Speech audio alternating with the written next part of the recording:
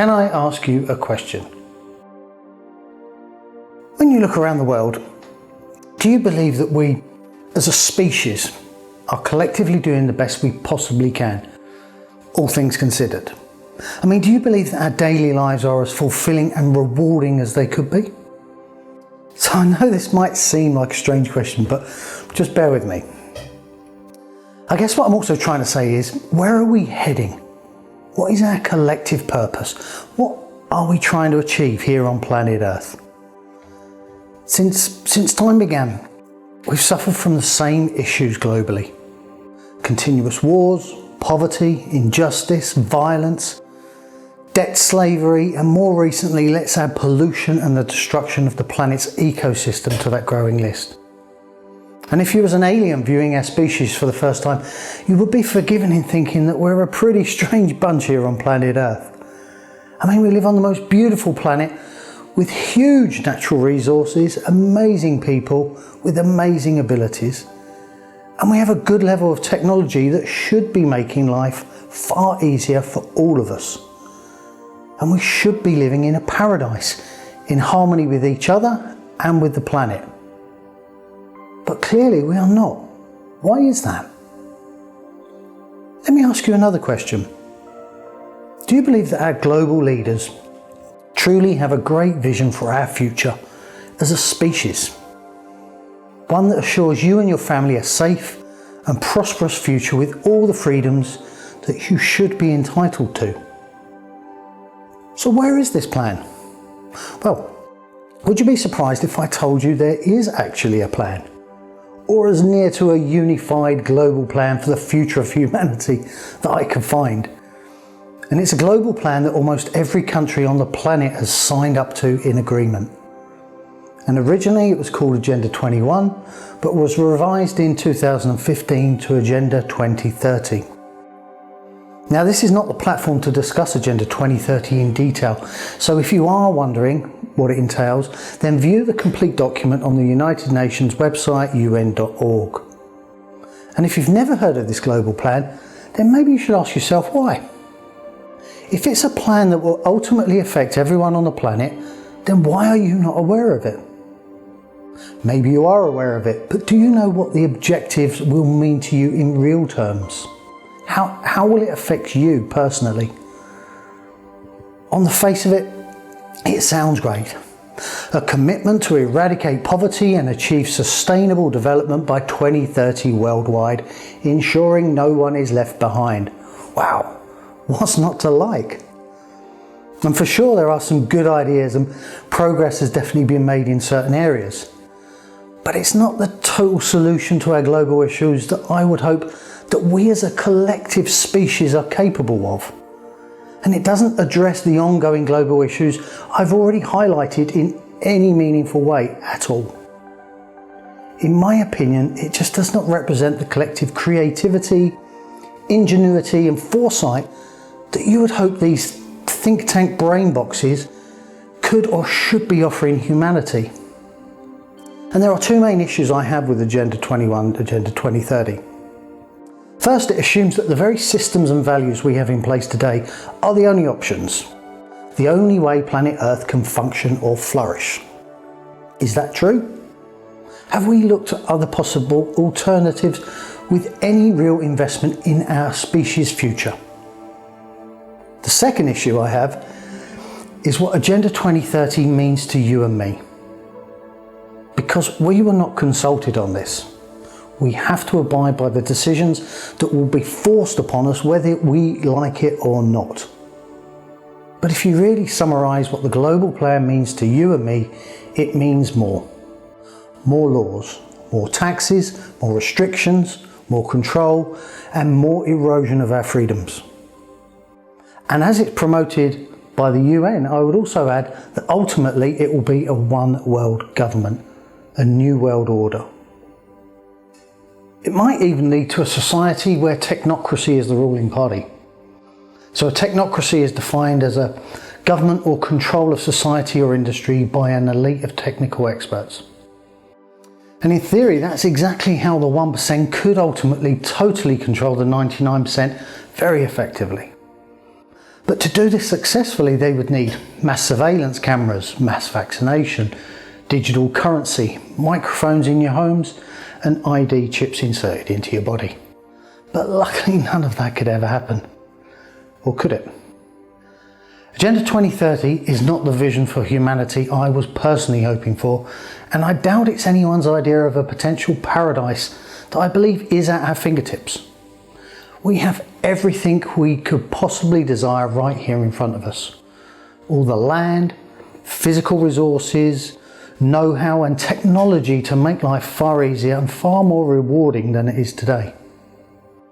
So this is my point. With all the resource and expertise we have at our disposal, is Agenda 2030 the pinnacle of our collective dream for humanity? Is the solution as simple as more of the same? If Agenda 2030 is not the best blueprint for humanity's future, then what is? As Benjamin Franklin once said, if you do tomorrow what you do today, you'll get tomorrow what you got today. I do not believe applying a band-aid to a broken system that no longer serves our interests is a way forward. We need a radical solution. How do we know the current system is no longer serving us? Because the very issues that I've just highlighted are no nearer an end today than when they became an issue hundreds, if not thousands of years ago. And you could almost be forgiven to think that maybe someone doesn't want us to accomplish this. Maybe for some reason it's not in their interest. Interestingly, one thing the so-called coronavirus pandemic has demonstrated to us all is that we now know who really makes this world function. And it's not the bankers, financiers and politicians. It's people like you and me. It's the doctors, the nurses, the delivery drivers, the shop staff, cleaners, teachers and inventors. So let me ask you another question.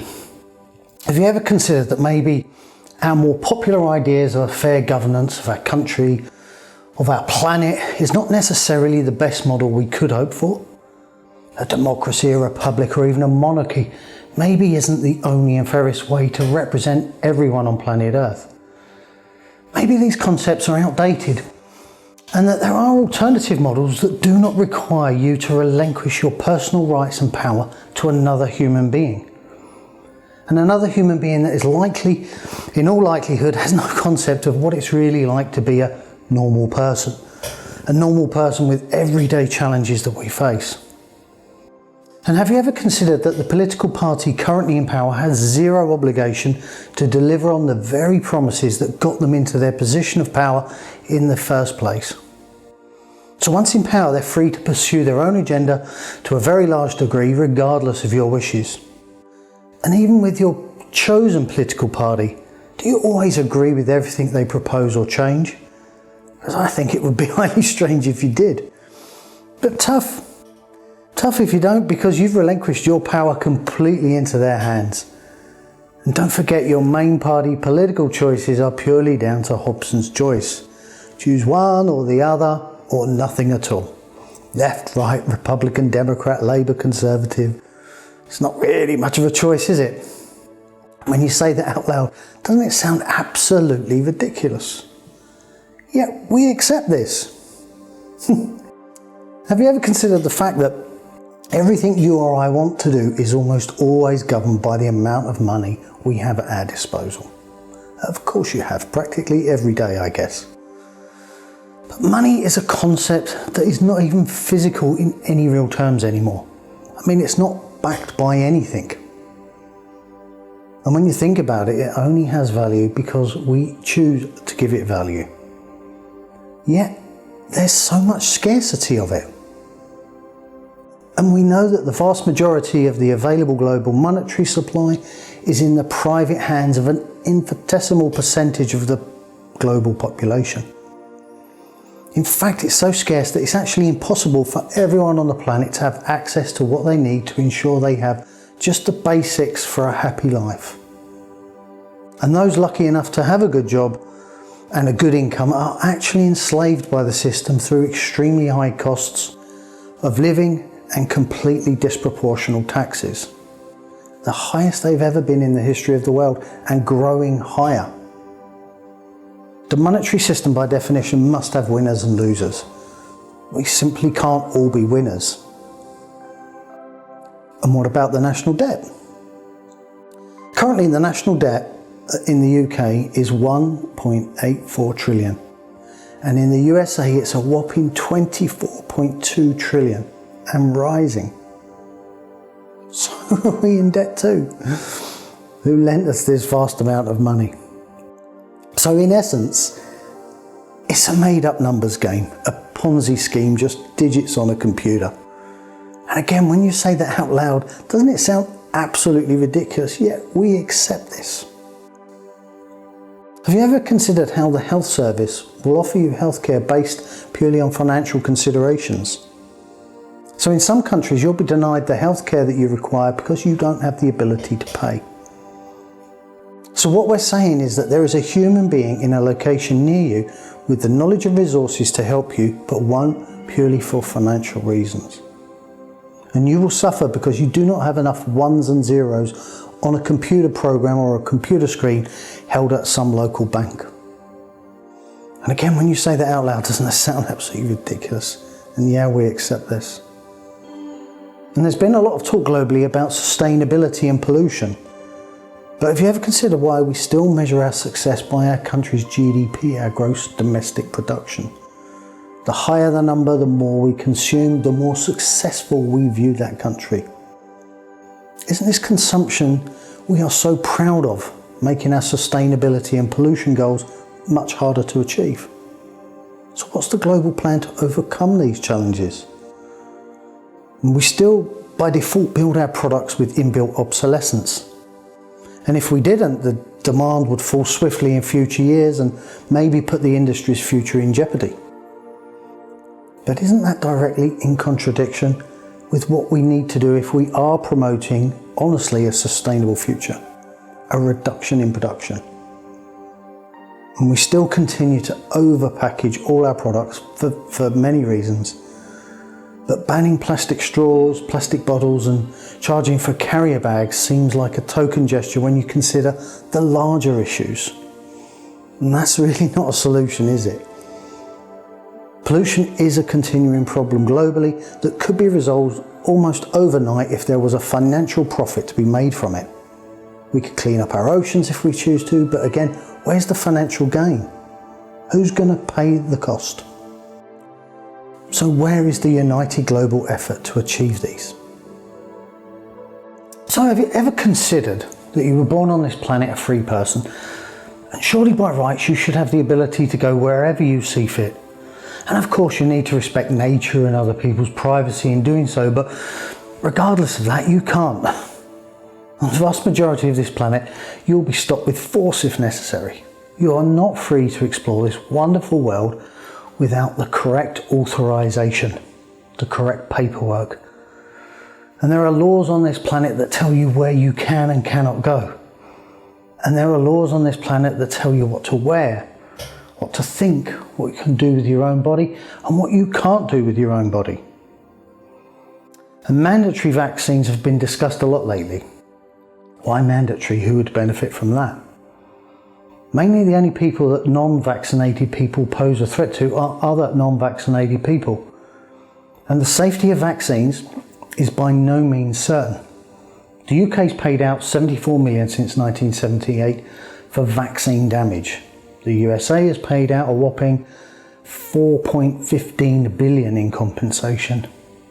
And what about all the people who are vaccine damaged but don't even know that the vaccine is the cause? There must be many, but how many? Don't get me wrong, I am not arguing the legitimacy of vaccines here. What I'm trying to highlight is that if certain people on this planet want to force you to do something against your will, they can hide behind the law. And even with the known controversy about the overall safety, they can force you to take the vaccine with violence if necessary. And if that applies to vaccines, it could equally apply to anything else that someone with their own agenda wants to force upon you legally.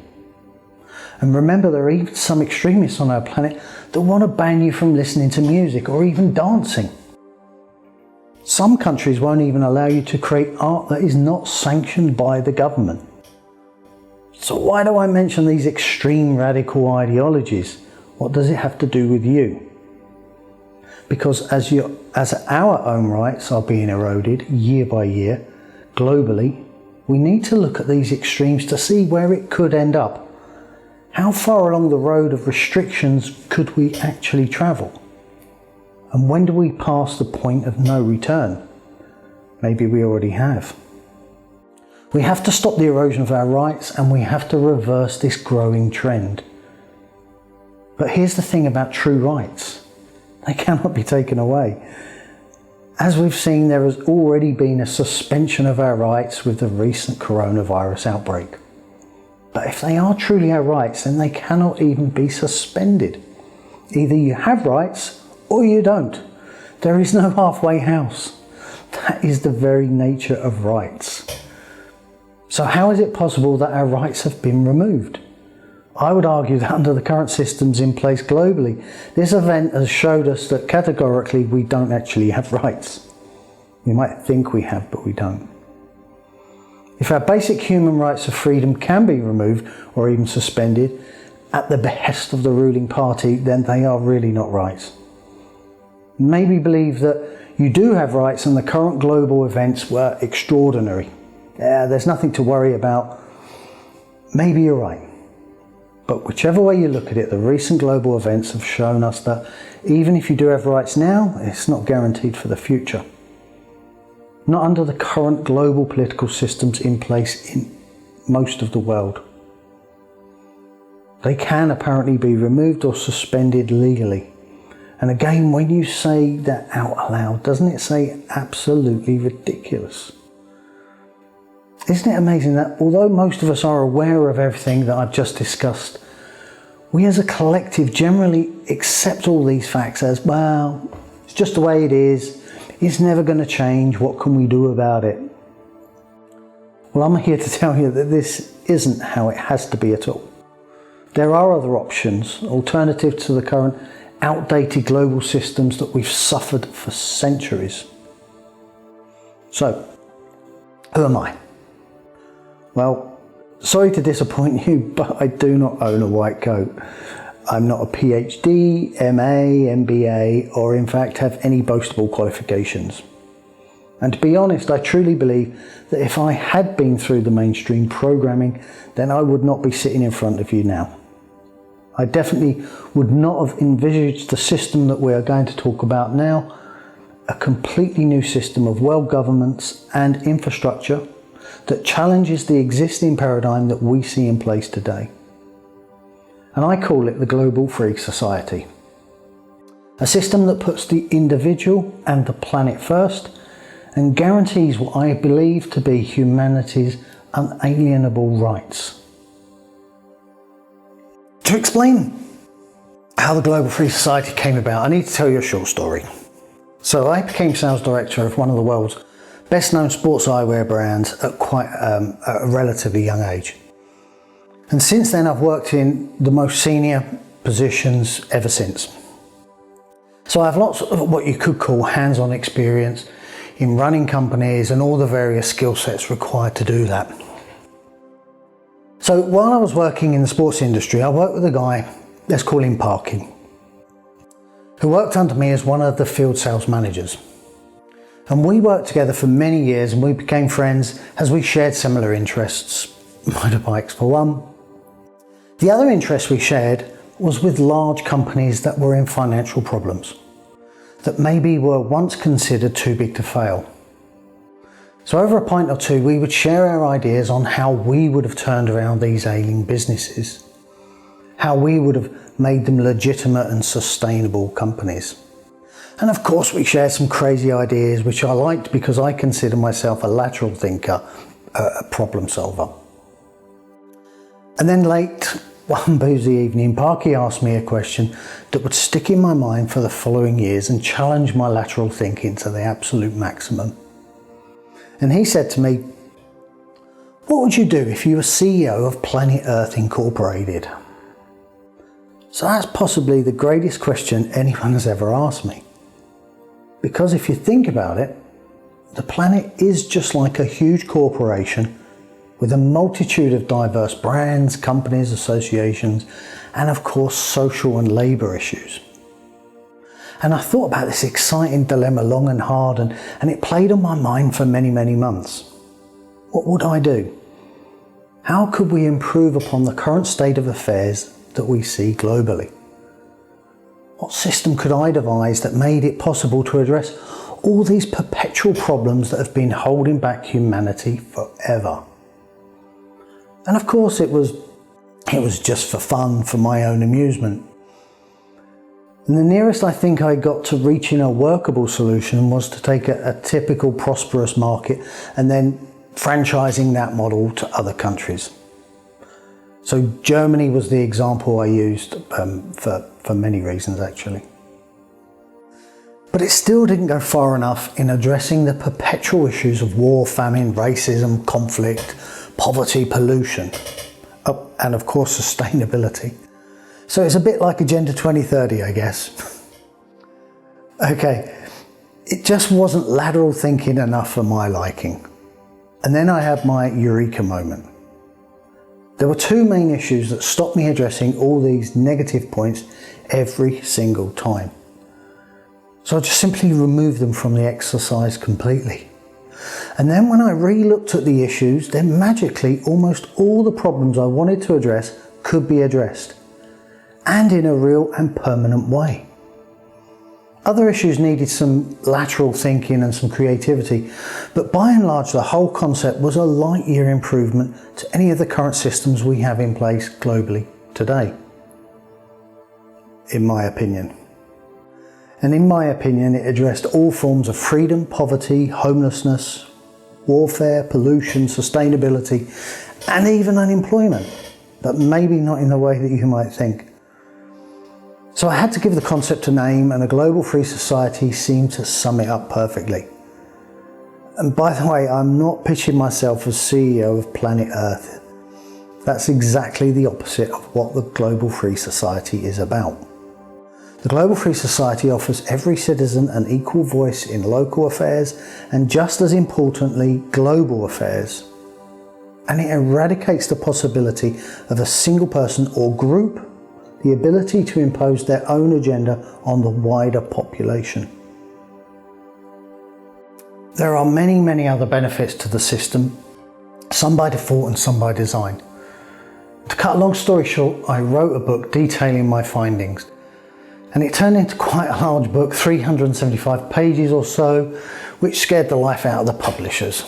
And they wanted me to reduce it by 40% and make it more punchy, which was, to be fair, 100% correct. But as I'd spent over 2 years working and researching the book, the idea of now spending another 6 months deleting and rewriting the information didn't fill me with much enthusiasm.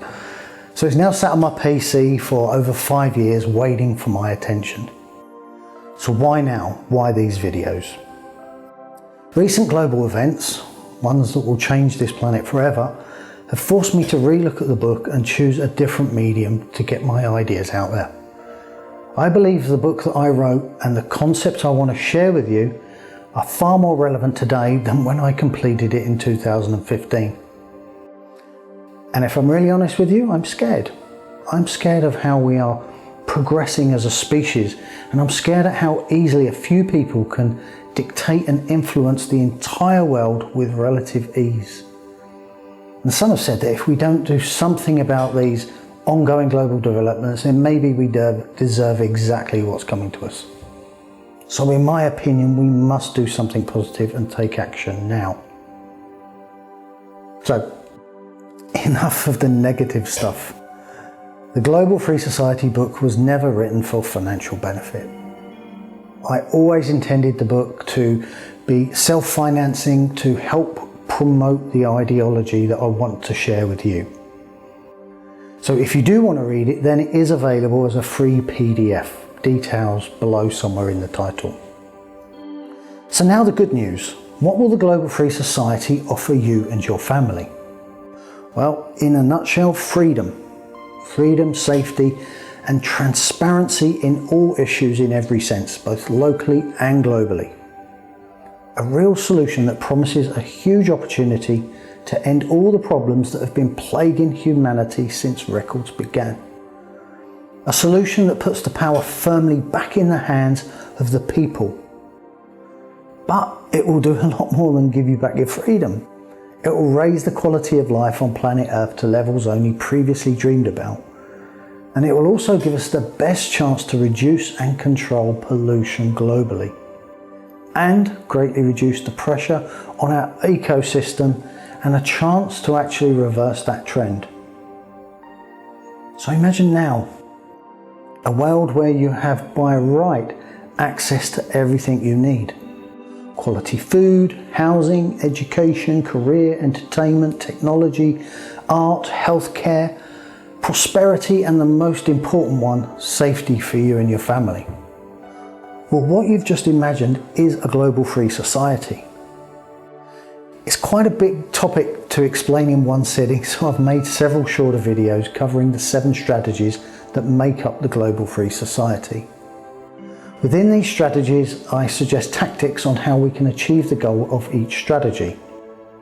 So these strategies are not changeable, as they represent what a global free society concept actually is. But the tactics are, and this is very important. The final detail needs your input, your feedback and your opinion to really make the ideas feasible and achievable. So, is this something you would be interested in? I think it would be highly strange if you were not. So let's dive into the next part and explore the concept in more detail. But before I go, let me ask you one final question. What would you do if you were CEO of Planet Earth Incorporated?